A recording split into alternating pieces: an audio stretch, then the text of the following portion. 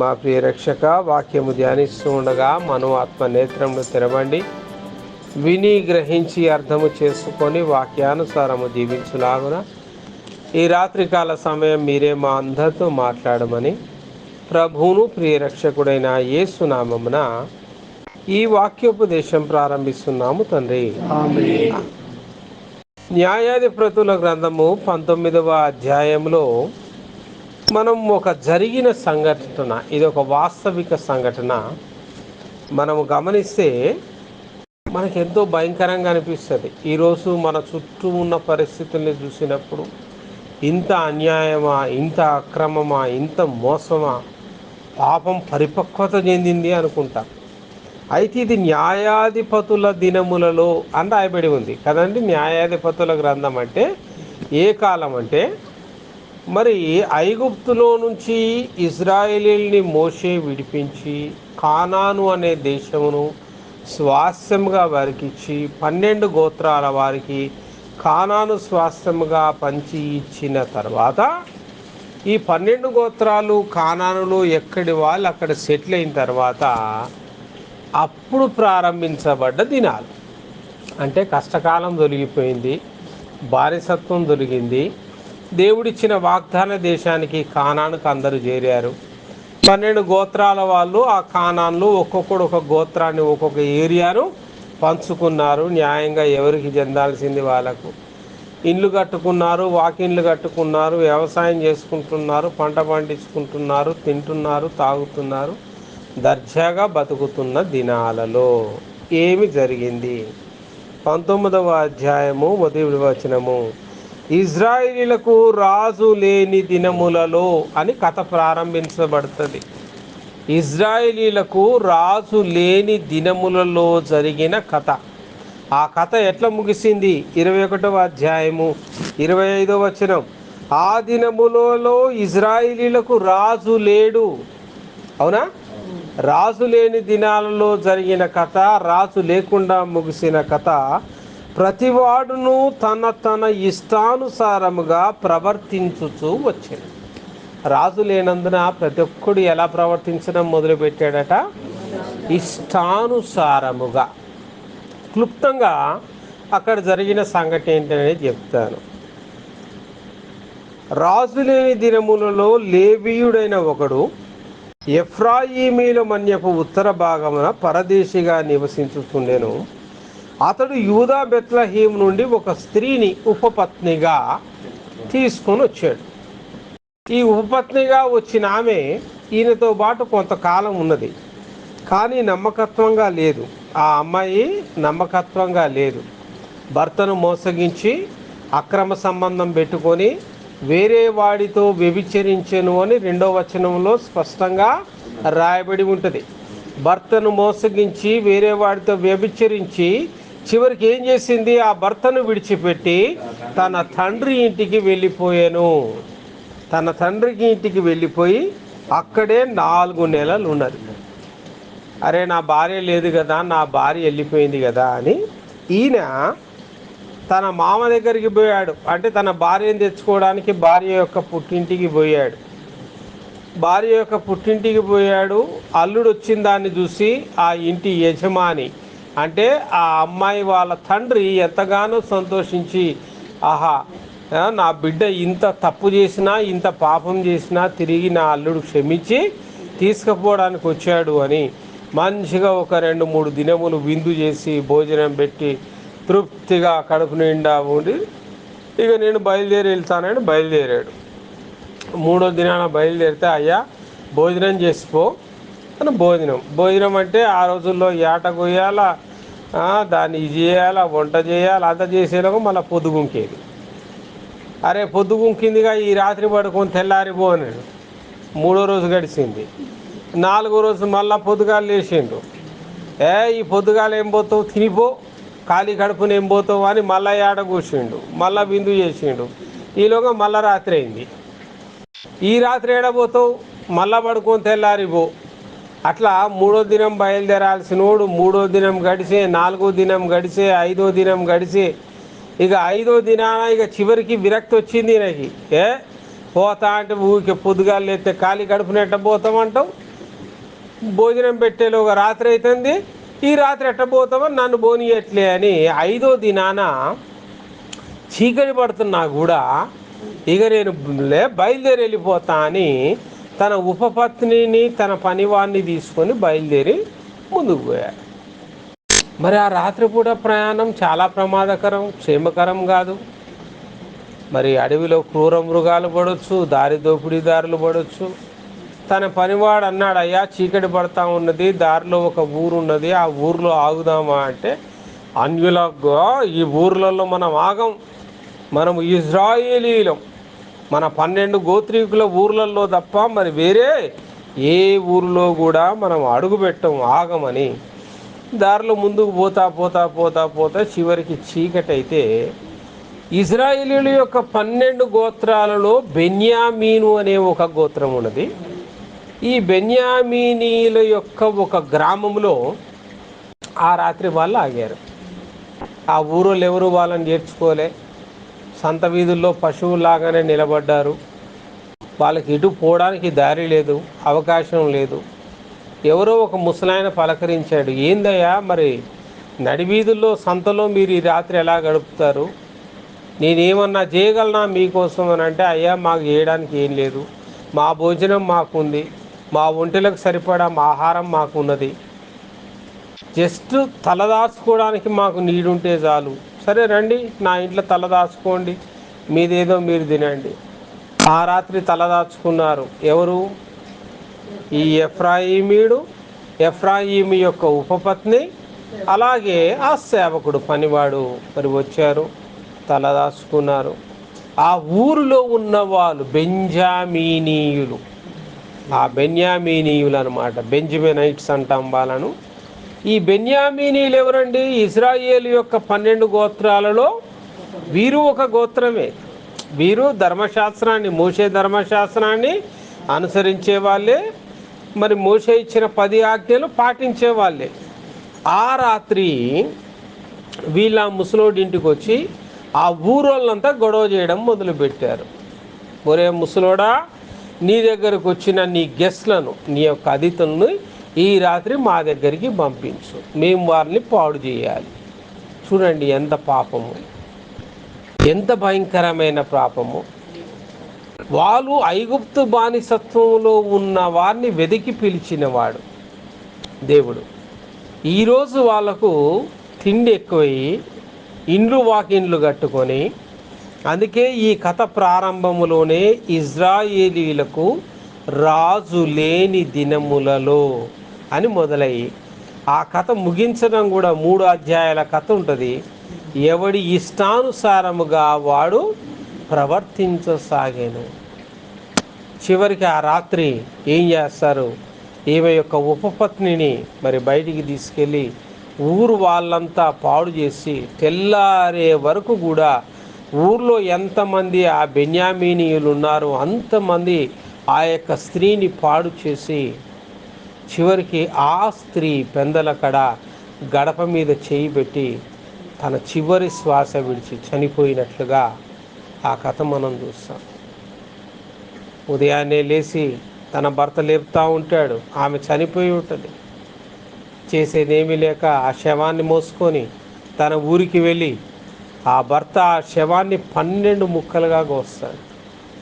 12 ముక్కలు కోసి ఇజ్రాయేలీల యొక్క 12 గోత్రాల వారికి ఒక్కొక్క ముక్కను, ఆమె శరీరాన్ని ఒక్కొక్క కీలును, ఏ కీలుకు ఆ కీలు కోసి 12 ముక్కలు ఇజ్రాయేలు దేశమందంతటా పంపించి ఒక్కొక్క ముక్కతో పాటు ఒక లేఖ రాసి పంపిస్తారు.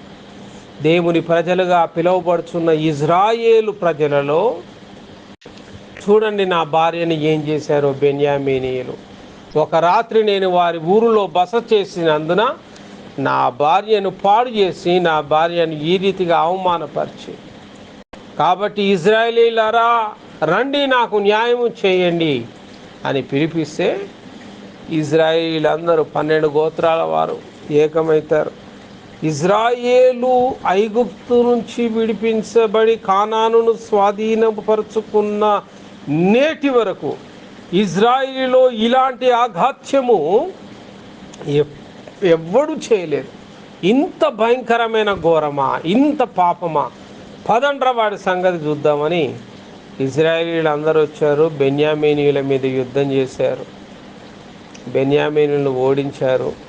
బెన్యామీనుల్ని పట్టి వాళ్ళకి చేయాల్సిన శిక్ష అంతా కూడా విధించి మరి బెన్యామీనీయుల పక్షంలో మరి న్యాయము జరిగించి ఈ ఎఫ్రాయిమీయుడికి న్యాయము జరిగించినట్టుగా మనం ముందు కథలో చూడవచ్చు. 19, 20, 21 3 అధ్యాయాలు చదివితేనే మీకు కంక్లూజన్. 19వ అధ్యాయం అంతా కూడా వారి యొక్క బాధ, ఏ రీతిగా ఆ యొక్క మరి ఎఫ్రాయిమీయుడికి అన్యాయం జరిగింది అనేది అక్కడ మనం చూడవచ్చు. అయితే ఇక్కడ మనకు కావలసిన వివరణ ఏంటి? నేను ఈ యొక్క అధ్యాయాన్ని ధ్యానిస్తూ ఉన్నప్పుడు చాలా చక్కటి విషయాలు ఈ బైబిల్ స్టడీలో నాకు దొరికాయి. తప్పుడు నిర్ణయాలు, ఒక మనిషి తీసుకునే తప్పుడు నిర్ణయాలు ఎన్ని కాన్సిక్వెన్సెస్ అంటే ఎలాంటి పరిణామాలకు దారితీస్తుంది అనేది 19వ అధ్యాయ ప్రారంభం నుంచి కూడా ఆ తప్పుడు నిర్ణయాలు కనపడతాయి. ఇజ్రాయేలీలకు రాజు లేని దినములలో అన్న దగ్గర నుంచే తప్పుడు నిర్ణయం మొదలైంది. మనకంటూ ఒక అకౌంటబిలిటీ లేనప్పుడు, అంటే జవాబుదారీతనం అనేది మనకు లేనప్పుడు ఎంత పాపానికైనా మానవుడు తెగిస్తాడు కదండి. దేవుడు ఉన్నాడు, దేవుడు చూస్తున్నాడు. ఈ భయం మనిషిని ఏం చేస్తుంది? పాపం చేయనీయదు. రాజు ఉండాల్సిన అవసరం లే. వాళ్ళకు ధర్మశాస్త్రం ఉంది. అప్పటికి మోషే ఇచ్చిన ధర్మశాస్త్రం ఉంది, చట్టం ఉంది, న్యాయం ఉంది, న్యాయాధిపతులు ఉన్నారు. కానీ లాభేది? అసలు భయం లేదు కదా. మొట్టమొదటిగా వాడికి భయం లేదు. ఎవడి ఇష్టానుసారముగా వాడు ప్రవర్తించసాగెను అని ఇక్కడ రాయబడి ఉన్నది. వాళ్ళ యొక్క బ్యాడ్ డెసిషన్స్ ఏంటి, దాని కాన్సిక్వెన్సెస్ ఏంటి, ఇష్టానుసారంగా వాళ్ళు తీసుకున్న నిర్ణయాలు ఏంటి, వాటి యొక్క పరిణామాలు ఏంటి అనేది ఈ 3 అధ్యాయాల్లో మనం ధ్యానిస్తే ముందుకు సాగవచ్చు. 2వ వచనంలో క్లియర్గా ఉంటుంది, అతని ఉపపత్ని అతనిని విడిచి ఒకరితో వ్యభిచరించి అని రాయబడి ఉంటుంది. వీని మోసం చేసింది కదండి, ఆమె వ్యభిచారం చేసిందిగా. మోషే ధర్మశాస్త్రానుసారంగా వ్యభిచారం చేసిన వాళ్ళని ఏం చేయాలా? చంపాలా కదా. సరే, వీడు చంపకపోయినా కూడా ఆమె దారి పట్టుకొని ఆమె పోయిందని వదిలేయాలి. అసలు ఆమెను వెతుక్కుంటూ పోవడమే వీడు చేసిన మొదటి తప్పు. అంటే చట్టాన్ని పూర్తిగా మీరారు. దేవుడు ఏదైతే ధర్మశాస్త్రం వీళ్ళకి ఇచ్చారో అసలు ఆ ధర్మశాస్త్రాన్ని వాడు అనుసరించలే. అసలు ఆ ధర్మశాస్త్రానుసారంగా పోట్లే. మొదటిది, ఆ అమ్మాయి చేసిన తప్పే చాలా ఘోరమైన తప్పు. తన భర్తకు నమ్మకంగా ఉండకుండా వ్యభిచరించి ఆమె పాపం చేసింది. రెండవది, ఆ వ్యభిచారిని ధర్మశాస్త్రానుసారంగా శిక్షించకుండా ఆ వ్యభిచారిని తిరిగి ఏ నమ్మకత్వంతో పోతున్నాడు ఈయన? కనీసం పోయే ముందు చెప్పను కూడా చెప్పలేగా, పారిపోయిందిగా. ఏ నమ్మకత్వంతో పోతున్నాడు మళ్ళీ తిరిగి తెచ్చుకోవడానికి? అలాంటి దాన్ని అసలు విడిచిపెట్టాలి, లేదా సమాజంలో నిలబెట్టి ధర్మశాస్త్రానుసారంగా శిక్షించాలి. చూడండి, ఇష్టానుసారమైన నిర్ణయాలు ఎన్ని పాపాలకు దారితీస్తాయో. పోయినోడు పోయాడు, మాట్లాడాడు, మూసుకొని 3 రోజుల్లో మురికి చుట్టం బయటపడాలి. అదే కదండి. చుట్టరికానికి పోతే ఎన్ని రోజులు చెప్పండి? తెలుసా? 3వ రోజు మురికి చుట్టం అన్న సామెత విన్నారా? మొదటి రోజే గ్రాండ్ వెల్కమ్, 2వ రోజు ఏముండదు, కాలు తలకాయ బోటికి వస్తుంది కథ. 3వ రోజు నువ్వు కదలకపోతే పచ్చి పులుసే. 3వ రోజున బయటపడాల్సినోడు 4 రోజులే 5 రోజులే దినాలు గడుస్తూనే ఉన్నాయి.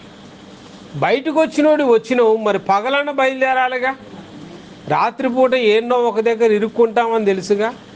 అక్కడి నుంచి క్షేమంగా ఈ ఇంటికి వచ్చినోడు పోయేటప్పుడు మాత్రం క్షేమంగా ఎందుకు పోలేకపోయాడు? వాడు బయలుదేరిన సమయం అనుకూలమైంది కాదు. అప్పుడు పగల బయలుదేరాడు, రాత్రి వరకు ఇక్కడికి ఇల్లు చేరాడు, చేరాల్సిన స్థానానికి చేరాడు.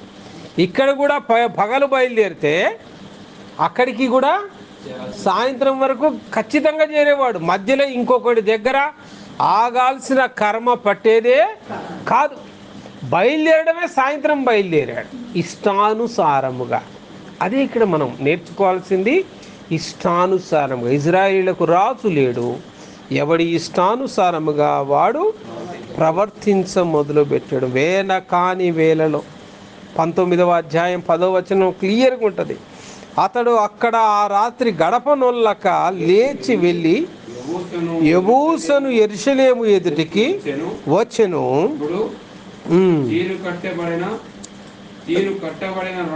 రెండు గాడిదలు తీసుకొని అతను తన ప్రయాణాన్ని ముందుకు కొనసాగించెను అని రాయబడి ఉంటుంది. వేల కాని వేలలో ఇల్లు విడవడం.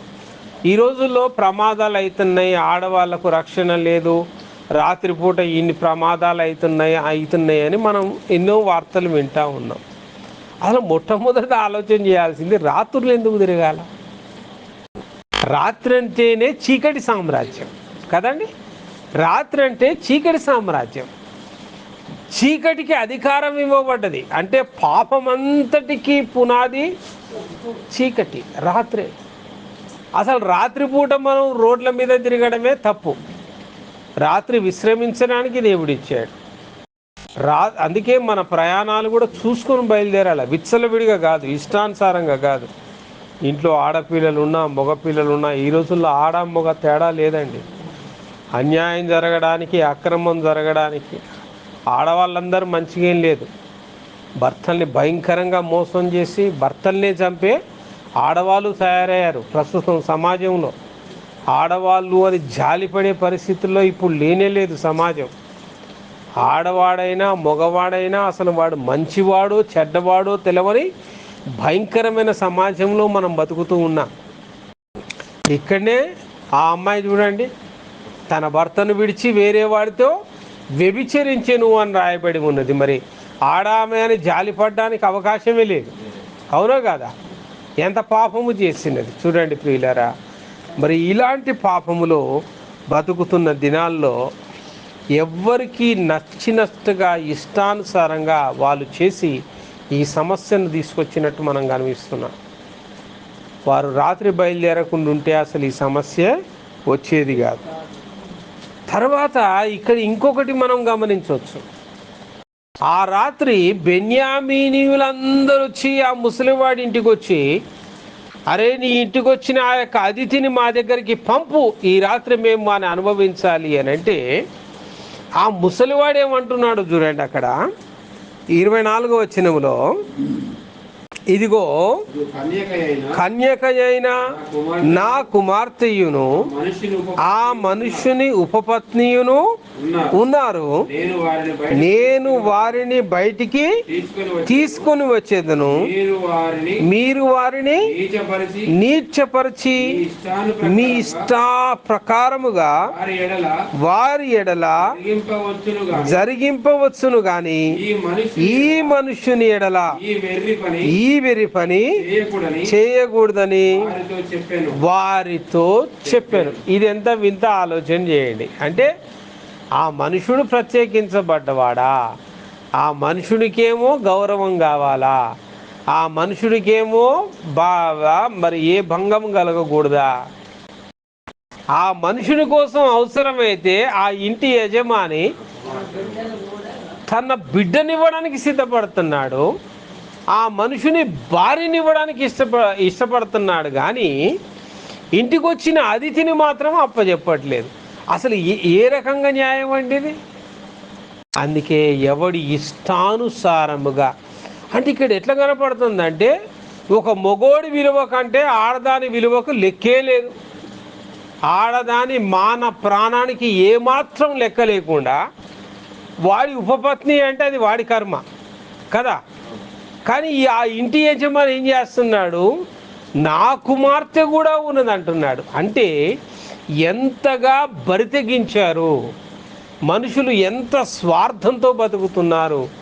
నా మాన ప్రాణాలు కాపాడుకుంటే చాలు, నా భార్యమోని, నా బిడ్డమోని అనుకుంటున్నాడు. అంటే మనుషుల్లో ఎంత స్వార్థం ఉన్నదండి.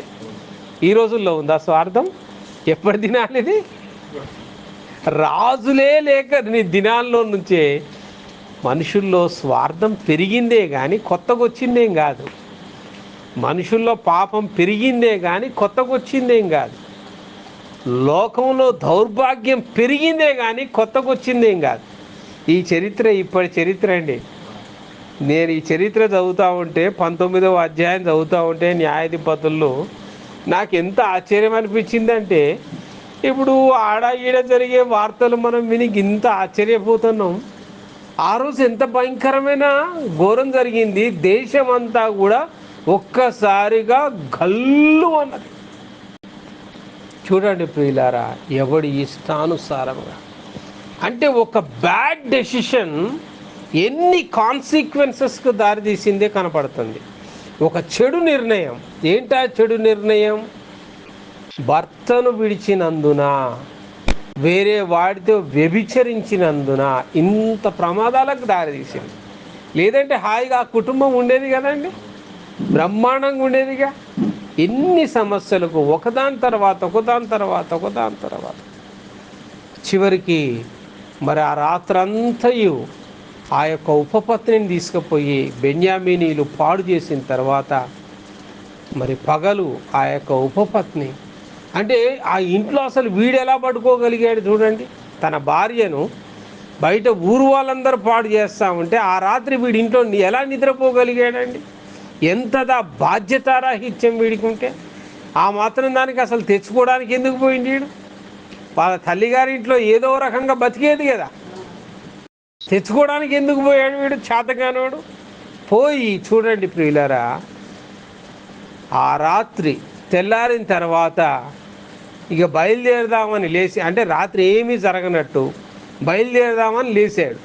రాత్రి అంత అఘాయిత్యం జరిగింది, అన్ని ఘోరాలు జరిగాయి. తన భార్యను ఊరివాడికి అప్పచెప్పాడు. అంత నీచమైన కార్యం చేసి తన భార్య చనిపోయి ఉండడం చూసి ఇక తట్టుకోలేక ఏం చేశాడు? తన భార్యను తీసుకొని తన ఊరికి బయలుదేరాడు. న్యాయాధిపతుల గ్రంథం 19వ అధ్యాయం 29వ వచనాన్ని చూస్తే, అతడు తన ఇంటికి వచ్చినప్పుడు కత్తి పట్టుకొని తన ఉపపత్నిని తీసుకొని ఆమెను ఆమె కీళ్ళ ప్రకారము 12 ముక్కలుగా కోసి ఇజ్రాయేలు దిక్కులన్నిటికీ ఆ ముక్కలను పంపెను. ఇప్పుడు వీడు చేసింది అఘాయిత్యం ఏందండి? ఇప్పుడు బెన్యామీనీయులు ఏం చేశారు పాపం, మరి వీడేం చేసిండు? భార్య చచ్చిపోయింది అని మరి ముక్కలు కొట్టకుండా న్యాయంగా అడగొచ్చు కదా. 12 గోత్రీకులకు లేఖలు రాయొచ్చుగా, ముక్కలు కోసి ఆ ముక్కలలో లెటర్ పెట్టే పంపించాలా? అంటే మనుషుడు ఎవడి ఇష్టానుసారముగా వాడు ప్రవర్తించాను. ప్రతిసారి ఆ మాట గుర్తుపెట్టుకోవాలి. నా ఇష్టం అని అంటూ ఉంటారు కదా, నా ఇష్టం అన్న ప్రతిసారి if you are not accountable, ఇక నీ పాపానికి అంతం లేదు. నీకు జవాబుదారీతనము లేనప్పుడు నీ పాపానికి అంతము లేదు. ఎవడిష్టం వాడు అనుకున్నాడు. బెన్యామీనీయుడు నా ఇష్టం నాది అనుకున్నాడు. ఇంటికి వచ్చిన మా అతిథిని మర్యాదగా సమయానికి పంపించాలని ఆ మామ అనుకోలేదు. నా ఇష్టం నాది అని ఆయన అనుకున్నాడు. ఈ భార్య భర్తను మోసం చేసింది, నా ఇష్టం అనుకున్నది. వీడు నా ఇష్టం, నా ప్రాణమాన దేహాలే నాకు ముఖ్యం అనుకున్నాడు. ఎవడి ఇష్టానుసారంగా వాడు ఉన్నాడు. అన్యాయం దేశమంతా బాకింది. 12 ముక్కలుగా కోయబడి 12 గోత్రీకులందరికీ కూడా పోయిన తర్వాత అప్పుడు 12 గోత్రీకుల వారు అందరూ ఒక దగ్గర చేరారు. ఎంత దైవ భయము లేకపోతే ఆమెను అన్ని ముక్కలు కోయగలగాలండి? సాధ్యమండి? ఒక మనిషిని ముక్కలు కోయడం సాధ్యమా? ఒక జంతువుని ఎవడన్నా కోస్తూ ఉంటేనే ఒక్కొక్కసారి మనం చూడలేం, ఎట్నో అనిపిస్తుంది జంతువుని చూస్తే కదండి. ఎవరు ఎంజాయ్ చేయరు కదా దాని ముక్కలు ముక్కలు కోయడం అనేది. కానీ వీడు ఎంత మరి మనసు కఠినమైపోయి, ఎంత క్రూరంగా, ఎంత దైవ భయము లేకుండా మారిపోతే. ఇజ్రాయేలు 12 గోత్రాలు ఒక దగ్గర చేరాయి. 20వ అధ్యాయం మొత్తం భీకరమైన యుద్ధాలు జరుగుతాయి. 20వ అధ్యాయంలో 12 గోత్రాలు ఒక్క దగ్గర చేరి ఈ 11 గోత్రాల వాళ్ళు బెన్యామీనీయులతో మాట్లాడతారు.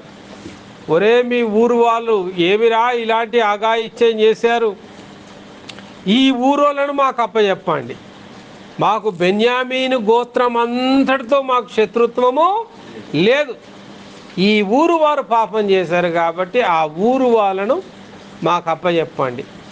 ఇజ్రాయిలీలో అట్టి పాపము లేకుండా తుడిచివేద్దాం. అంతే కదా, అఘాయిత్యం చేసిన వాళ్ళని అప్పచెప్పండి అంటే మన ఊరోళ్ళని మనం ఎట్టిస్తాం రా, బెన్యామీనీయులు అందరూ ఏకమైన. ఎవడి ఇష్టానుసారం వాడిది. చూడండి, దేవుడన్న భయం ఎప్పుడైతే మనిషికి లేదో ఎంత పాపానికి దారితీస్తాడు. బెన్యామీనీలు మామూలు యుద్ధ వీరులు కాదు. ఇజ్రాయేలు 11 గోత్రాలు ఒకవైపున్నా భయపడ్డారు బెన్యామీనీలు జోలికి పోవాలంటే. ఎందుకంటే ఇజ్రాయేలీలు ఎటు యుద్ధం చేసినా ముందు వరుసలో నిలబడ్డది బెన్యామీనీయులే. అలాంటి బలవంతులు, అలాంటి యోధులు, అలాంటి శూరులు. 20వ అధ్యాయంలో వారి వర్ణన వర్ణిస్తే ఒక్కొక్కడు వడిసెలతో ఇలా తిప్పి కొడితే వాడి తల వెంట్రుకల్లో పలానా వెంట్రుకలు తగలాలరా అంటే ఆ వెంట్రుకను మాత్రమే వడిసెల విసిరి కొట్టగలిగినంత యుద్ధ వీరులు. అలాంటి యుద్ధ వీరులతో ఇప్పుడు 11 గోత్రాలు కలిసి యుద్ధం చేయాల. వాళ్ళు వేలల్లో ఉన్నారు. ఇజ్రాయేలు 11 గోత్రాలు లక్షలలో ఉన్నారు. లక్షలలో ఉన్నా వాళ్ళతో యుద్ధానికి దిగడానికి భయపడుతూ ఉన్నారు. అటో ఇటో యుద్ధం మొదలైంది. భీకరమైన యుద్ధం. వీళ్ళు చచ్చారు, వాళ్ళు చచ్చారు, వీళ్ళు చచ్చారు, వాళ్ళు చచ్చారు. కొన్ని రోజులు సాగింది యుద్ధం. ఒక్క రోజు కాదు, 2 రోజులు కాదు, కొన్ని నెలలు నెలలు నెలలు నెలలు భీకరమైన యుద్ధము ద్వారా అనేకులు చచ్చిపోయి చివరికి బెన్యామీనీలు 600 మంది మిగిలారు. ఎంతమంది మిగిలారు? అంతమందిని చంపేశారు అటో ఇటో చేసి. 600 మంది బెన్యామీనీలు వాళ్ళు మిగిలిన తర్వాత ఇక వాళ్ళు ఏం చేసేది లేక ఏం చేశారంటే గిబియాలోని ఒక ప్రాంతంలోకి వెళ్ళి తలదాచుకున్నట్టుగా మనం చూడొచ్చు. ఇక్కడ చూడండి, 21వ అధ్యాయం 3వ వచనాన్ని చూడండి. యెహోవా ఇశ్రాయేలీయుల దేవా, నేను ఇశ్రాయేలీయులలో ఒక గోత్రము లేకపోయాను, ఇది ఇశ్రాయేలీయులకు సంభవింపనేలా అని బహుగా ఏడ్చిరి. సావనైతే చంపినరు బెన్యామీనీయులని. ఒక 600 మంది మిగిలినరు. ఈ 600 మంది ఒక కొండ గుహలోకి పోయారు, దాక్కున్నారు, ప్రాణాలు కాపాడుకున్నారు. తర్వాత 11 గోత్రాల ఇజ్రాయేలీలకు మళ్ళీ ఒక ఏడుపు మొదలైంది. వాడు మన గోత్రీకుడే కదా పాపం, చంపి చంపి చంపి చివరికి అసలు 12 గోత్రాల్లో నుంచి ఒక గోత్రము లేకుండానే పోతదేమో అని ఇప్పుడు వాళ్ళ విషయంలో ఇజ్రాయేలు దుఃఖింపసాగిరి ఏట. ఇదండి ఇష్టానుసారమైన నిర్ణయాలు, వాటి యొక్క పరిణామాలు ఏంటి అని అంటే, ఈ ఏడుపేదో అప్పుడే ఏడ్చుంటే అందరూ కలుసుకొని ఆ ఊరోళ్ళను మాత్రమే హతము చేసి బెన్యామీను గోత్రాన్ని కాపాడుకునేటోళ్ళుగా వాళ్ళు తిరుగుబాటు చేసినప్పుడే ఏదో ఒక పని చేయొచ్చు కదా. ఎప్పుడైతే ఈ అఘాయిత్యానికి పాల్పడ్డారో చేసేదేమీ లేక మరొక పని చేద్దాంరా, ఈ 600 మందికి ఆడపిల్లల్ని ఇస్తేనే రేపు సంతానం కలుగుతుంది, మళ్ళీ ఆ బెన్యామీను గోత్రం అనేది నిలబడుతుంది. లేదా ఇజ్రాయేలులో బెన్యామీన్ అన్న గోత్రం ఉండదు.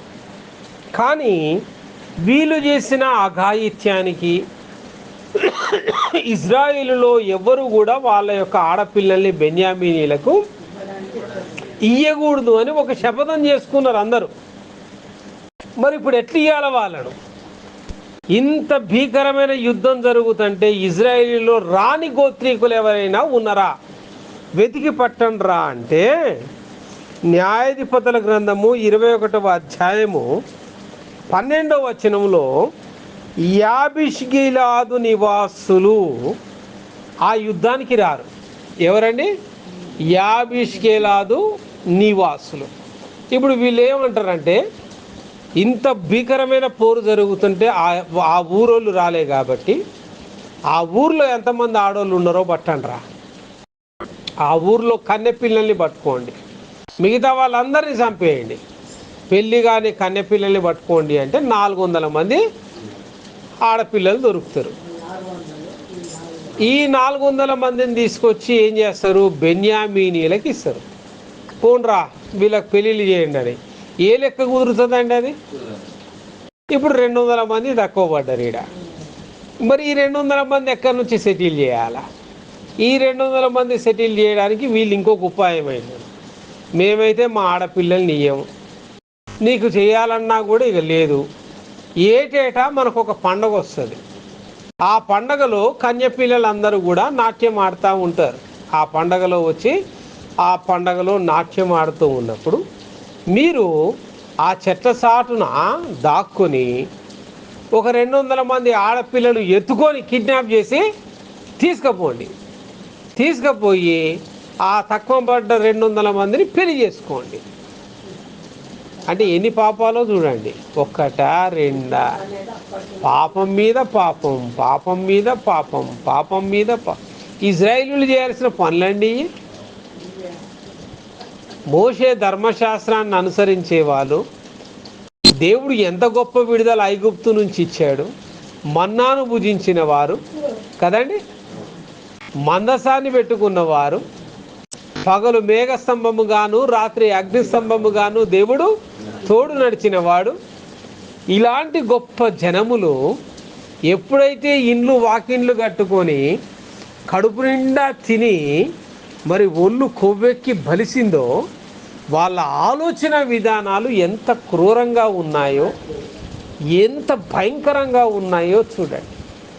జీవము గల దేవుని ఆజ్ఞలు పాటిస్తున్నామన్న భయము లేదు, జీవము గల దేవుని మందసం మన మధ్యలో ఉన్నదన్న భయము లేదు, మోషే ఇచ్చిన ధర్మశాస్త్రాన్ని అనుసరిస్తున్నామన్న ఏమాత్రము ఇంకితము వివేకము లేదు, న్యాయాధిపతుల యొక్క మాట ఏమాత్రం లెక్క చేసింది లేదు. ఆ ఇజ్రాయేలు పెద్దలు వాళ్ళకు వాళ్ళే నిర్ణయాలు తీసుకోవడం. 12 గోత్రీకుల పెద్దలండి తీసుకున్నది. పెద్ద మనుషుల నిర్ణయాలకి ఇట్లుంటాయి ఊర్లో పెద్ద మనుషుల నిర్ణయాలు. 200 మంది స్త్రీలను, ఎవరండి ఆడపిల్లలు? వీళ్ళ పిల్లలు కాదా? వీళ్ళ పిల్లలు కాదండి, వీళ్ళు కన్న పిల్లలు కాదా? అంటే ఎంత నీచమైన కార్యాలకు దిగబడ్డారు. ఆ రీతిగా 600 మంది బెన్యామీనీలకు చివరికి 600 మంది ఆడపిల్లల్నిచ్చి మరలా బెన్యామీను గోత్రాలు నిలబడండిరా అని మరొక పాపిష్టి సంతానాన్ని మళ్ళీ ఏం చేశారు? ఈ సమాజంలో నిలబడడానికి వారు ప్రేరేపించినట్టుగా మనం చూడొచ్చు. ప్రియులారా, 24వ వచనం అంటది, అటు పిమ్మట ఇజ్రాయేలీలలో ప్రతివాడును అక్కడ నుండి తమ తమ గోత్ర స్థానములకును కుటుంబములకును పోయేను. అందరూ అక్కడ నుండి బయలుదేరి తమ స్వాస్థ్యములకు పోయిరి. ఇక ఎవరి దారిని అడిపోయాడు. కథ అయిపోయింది. చివరికి ఏం తెలిసింది? 3 అధ్యాయాల్లో మనం చదివిన కథ. ఇంటికి పోయిన తర్వాత రేపు ఈ వర్షానికి ఎటు పోలేరు కాబట్టి ఈ 3 అధ్యాయాలు చదవండి. 19, 20, 21 నాన్ స్టాప్గా చదవండి. ఎంత కోపం వస్తుందంటే, దేవుని ప్రజ అని చెప్పుకునే వాళ్ళల్లో ఇంత నీచమైన ఆలోచనలు ఉన్నాయా? దైవ భయం లేకపోతే మన పరిస్థితి కూడా ఇంతే. కాబట్టి మనం మన పిల్లల్ని పెంచాల్సింది దైవ భయంతో. రూల్స్ కాదు. రూల్స్ ఉన్నాయి, చట్టాలు ఉన్నాయి. వాళ్ళకు ఏం చేసినాయండి? చట్టాలు కాపాడి. ధర్మశాస్త్రం ఉంది లేదా? ధర్మశాస్త్రాన్ని ఎవడన్నా అనుసరించాడండి? 10 ఆజ్ఞలు ఉన్నాయి. ఎవడన్నా ఆజ్ఞలను అనుసరిస్తున్నాడా? యాజకులు ఉన్నారు. యాజకుల మాట వింటున్నారా? ప్రతి గోత్రం నుంచి గోత్రకర్తలు ఉన్నారు. ఒక్కడన్నా వాళ్ళ మాట వింటున్నారా? వాళ్ళే చెడిరి, వాళ్ళ ఆలోచనలే చెడి. అంటే ఎవడికి నచ్చినంతగా వాడు చేసుకోవడం. అందుకే ఆ సంఘటన ప్రారంభం నుంచి అంతం వరకు ఒక మాట బలంగా మనకు చెప్తుంది. ఇజ్రాయేలీలకు రాజు లేని దినములలో, ఆ మాట జాగ్రత్తగా గమనించాలి. ఇజ్రాయేలీలకు రాజు లేని, ఎవడి ఇష్టానుసారముగా వాడు. ఆమేన్. మనకు రాజు ఉన్నాడు. ఆయనే రాజులకు రాజు, ప్రభువులకు ప్రభు.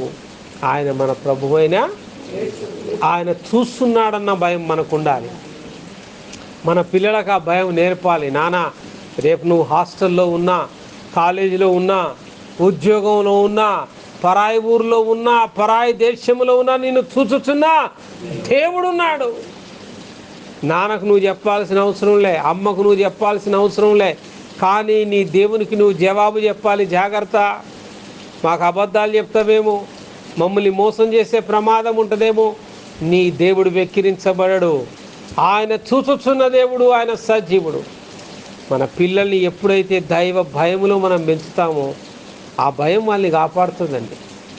ఆ భయానికి వాళ్ళు రాత్రిపూట ఇంట్లో నుంచి కూడా బయటికి పోరు, చీకటిలోకి పోయి చీకటిలో ఇరుక్కోరు, చీకటి పాపంలో పడరు, చీకటి కార్యాలకు అవకాశం ఇయ్యరు. కాబట్టి ప్రియ సహోదరుడా, ప్రియ సహోదరి, సమాజం చెడిపోయింది చెడిపోయింది చెడిపోయింది అనే మనం ముందు ఆ సమాజం చెడకుండా ఉండాలంటే మనలో ప్రతి ఒక్కడు చెడకుండా మనల్ని మనం కాపాడుకోవాల్సిన బాధ్యత. సమాజం ఎవరండి? మనం కాదా?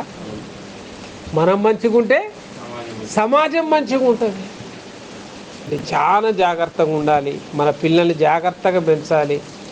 మంచి చెడు రెండు చెప్పాలి పిల్లలకి. మంచి గారాభంగా పెంచకండి, అమాయకంగా పెంచకండి, చెడు తెలవకుండా పెంచకండి. ఇది చెడు కానీ చెయ్యొద్దు అట్లా చెప్పండి. నువ్వు చెడు అని నువ్వు చెప్పకపోతే ఆ చెడు వాళ్ళని ఆకర్షిస్తుంది.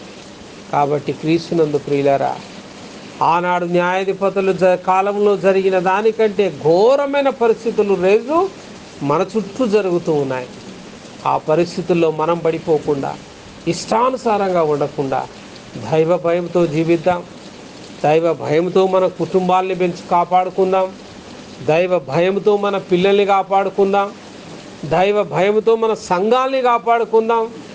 దైవ భయంతో మన ఊరిని, మన చుట్టూ ఉన్న సమాజాన్ని మనం కాపాడుకుందాం. అట్టి కృప తండ్రి అయిన దేవుడు, ప్రభు అయిన యేసయ్య మనందరికి అనుగ్రహించునుగాక. ఆమేన్.